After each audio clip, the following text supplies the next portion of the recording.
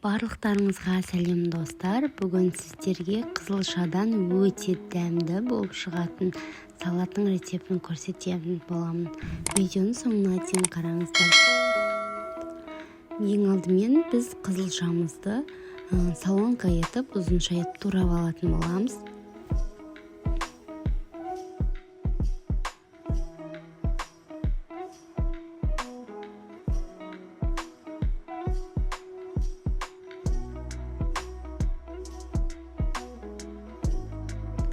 Сосын жұмыртқамызды да дәл солай турайтын боламыз.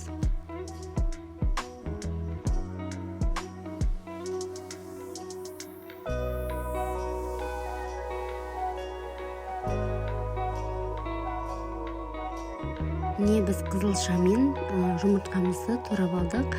Енді картофель пайды салатын боламыз. Ал енді оның үстіне біз кукурузымызды салатын боламыз.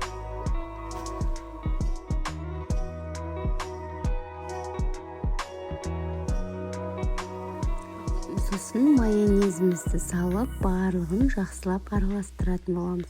Майонездің көп немесе аз болуы өздеріңіздің талғамдарыңызға қарай саласыздар.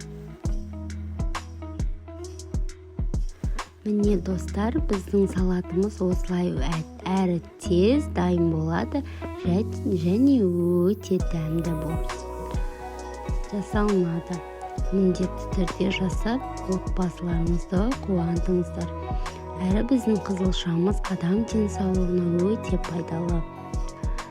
Сосын біз әсемдеуіштің бетіне картофель пайды сеуіп қойсаңыздар болады. Видеоның соңына дейін қарағандарыңызға рахмет. Қош сау болыңыздар. Міндетті түрде менің арнама тіркеліп, жанындағы подписаться кнопкасын басып қойыңыздар. Және видеоны достарыңызбен бөлісіп қойыңыздар. Қош сау болыңыздар.